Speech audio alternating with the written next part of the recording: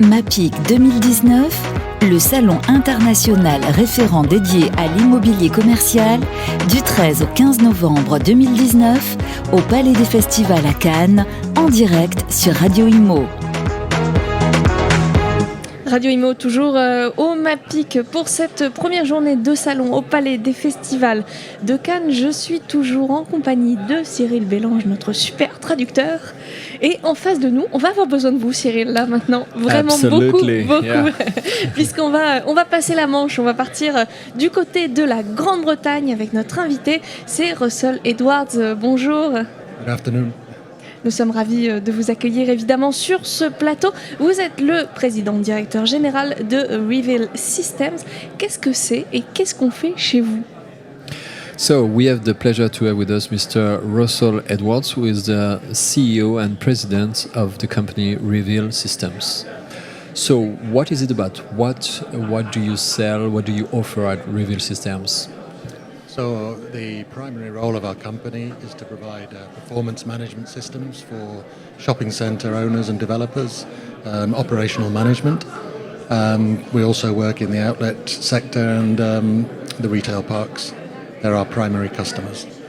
The main product offering is really about the modules of data collection, which would involve monitoring vehicle access, license plate recognition, as an example.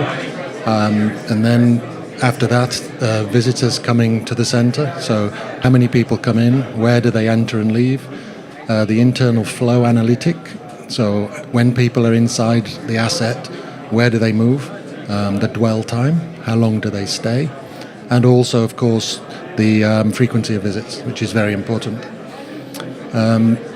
In relation to that, we also then look at the age and gender profiling and also the demographic, so the catchment area. And when all that's put together, it provides a very, very clear picture of the profile of visitors to an asset. Ok. Alors, mais en fait, c'est un outil, un système de gestion des performances qui est destiné notamment aux centres commerciaux, mais également aux outlets et aux retail parks. Donc ce sont différents modules qui permettent de collecter de la data et de les traiter. On peut avoir par exemple l'accès des véhicules, la reconnaissance des plaques d'immatriculation. On peut déterminer ce qu'on appelle le trafic, donc le nombre de personnes qui se rendent en magasin et toutes les données analytiques qui permettent d'en savoir vraiment beaucoup plus sur les consommateurs, notamment lorsqu'ils entrent dans le magasin, également la fréquence des visites. Et on peut aller beaucoup plus loin dans le profilage avec l'âge, le sexe, toutes les données démographiques d'un bassin de chalandise en particulier. Alors, Reveal Systems, c'est une compagnie britannique, on l'a dit. Vous officiez également en Europe et même à l'extérieur. So we said that this is a British business. So do you operate in Europe? Do you go also abroad in the US, in Asia? So the Reveal Systems is actually located centrally in the south of Poland as our main operational centre. We service Central Eastern Europe, Western Europe and Russia from our main hub, which is our engineering base and development offices. We also have obviously offices in the UK, and the team is spread across the two locations. We operate in 19 countries in total. Honestly lost count of all the clients now. I used to know many years ago, but we've been on the market for about 17 years. So we're a very well established provider with a very loyal client base, and we rely on our partnerships with our clients. Très bien, alors on va justement préciser un peu les choses au niveau de l'implantation. On va dire que le QG, le siège social est plutôt en fait la base est plutôt dans le sud de la Pologne, donc il y a vraiment une présence très forte dans toute l'Europe de l'Est et en Russie, là où se trouve tout ce qui est ingénierie, les développeurs notamment des outils de Reveal Systems. Évidemment il y a aussi 2 bureaux au Royaume-Uni. Il y a une présence qui est établie dans 19 pays désormais. Et Monsieur Edwards nous dit qu'il a perdu malheureusement le nombre exact de clients parce qu'il y en a beaucoup. 17 ans de présence solidement établie avec des clients extrêmement fidèles. C'est la rançon, ça, de 17 ans de succès. On va reparler des pays d'Europe et des différences qui existent dans quelques instants. Avant, je voudrais revenir sur la différence centres commerciaux outlet. Est-ce que ce sont les mêmes clients ou est-ce que les profils sont très différents entre les deux? Okay, I would like to get a step back and talk about the probable opposition between outlet and shopping centers clients. Is it the same profile? Are there key differences between these two persona? Yeah, and we're very strong in the outlet centre market as well as the super shopping centre market, and it is a very different environment. It's also a very different management style. Outlet centres tend to be much more detailed management. So typically in an outlet centre we'd be monitoring vehicles, we'd be monitoring visitors, the flow dynamic.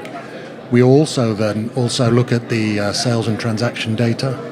I think we call service capacity, which is actually the ability of the retailer to service the visitors. Do they have enough staff working? So we collect staff working hours and profile that. Even stock replenishment, which is how many cartons are delivered. So are they keeping the stock fresh? And this is vitally important to understand how the business is operating. And of course, an outlet centre tends to be much more of a destination shop. So people would go to an outlet centre looking for the cheap solution. They're looking for that 30% discount, 40% discount. And that's what outlet centres are actually contracted and obliged to provide. So a tenant within an outlet centre signs a contract to say we will have that at a percentage discount from the high street. The shopping centre now, as you can see, the design and the environment has changed dramatically in the last few years. They're much more about spending leisure time, about being entertained, F&B, food and beverage. Massively different in the way they're designed and the way they're run. And I think a lot of people are talking about the digital age and what a difficulties the retailers are providing. But humanity, we're very adaptable, and we change with the requirement to change. And of course there's casualties, we see them. But actually, certainly from a UK base, the casualties tend to be the large, old-fashioned, traditional organisations that haven't adapted, and then they complain. But actually, it is difficult to change a large organisation, but if they're going to survive, they've got to keep up with the new generation, as we do with technology. Alors, je dois dire qu'on a une très très bonne clientèle, on est vraiment très performant, aussi bien sur les outlets que sur les centres commerciaux. Ce sont des profils effectivement très différents, ce ne sont pas les mêmes besoins, ce ne sont pas les mêmes attentes. Il y a une gestion qui est tout à fait dans le détail pour les outlets. Par exemple, tout ce qui concerne les véhicules, tout ce qui concerne les informations dynamiques en termes de flux, sur les ventes, sur les capacités de service, savoir par exemple si on a assez de personnel de vente dans les rayons, également aider à savoir si on a les stocks qui sont à jour, donc tout ce qui est approvisionnement et logistique. En ce qui concerne les centres commerciaux, c'est différent. C'est un secteur qui a beaucoup souffert au cours de ces dernières années. Et donc aujourd'hui, qui se reconcentre sur l'expérience, sur le loisir, sur le plaisir, le divertissement, notamment avec l'offre F&B de restauration. Donc c'est une conception et une gestion qui sont très différentes de celles des outlets. Donc on l'a dit, il y a beaucoup de difficultés.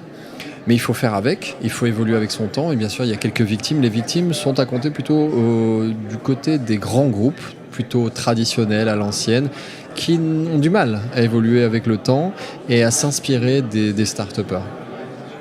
Cette tendance du retailtainment, c'est de ça dont on parle, elle se confirme partout en Europe ou alors l'Europe n'a pas encore terminé tout à fait son évolution vers ça?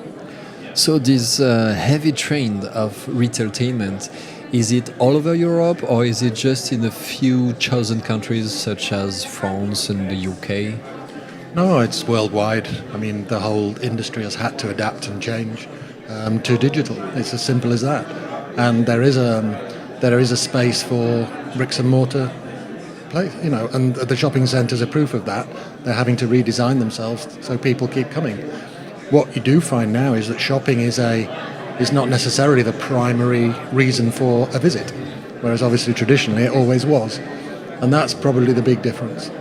So I think there is a space for everybody and everything, as always. and the ones that adapt will survive, and the ones that don't won't survive. And unfortunately, it's been a fact of life forever, yeah? Non, en fait, c'est une tendance qui ne concerne pas simplement l'Europe ou quelques pays d'Europe, c'est une tendance mondiale, une tendance forte à la digitalisation, mais il reste encore bien sûr de la place pour le commerce physique, le brick and mortar comme on dit dans le monde du retail. Donc c'est possible pour les commerces traditionnels de continuer d'exister et même de performer s'ils acceptent d'évoluer. La seule différence qu'il faut mentionner, c'est qu'aujourd'hui, le shopping, la consommation, l'achat n'est plus simplement la première raison de la visite des personnes dans les outlets ou les centres commerciaux. Et donc, c'est la loi de Darwin, c'est-à-dire qu'il y en a qui vont évoluer, grandir, persister, et d'autres qui vont disparaître. Un immense merci Russell Edwards d'avoir été avec nous. Je rappelle que vous êtes le président directeur général de Reveal Systems. A huge thank you. Merci. It's been a pleasure to have you here on the set. Merci Cyril. Au revoir.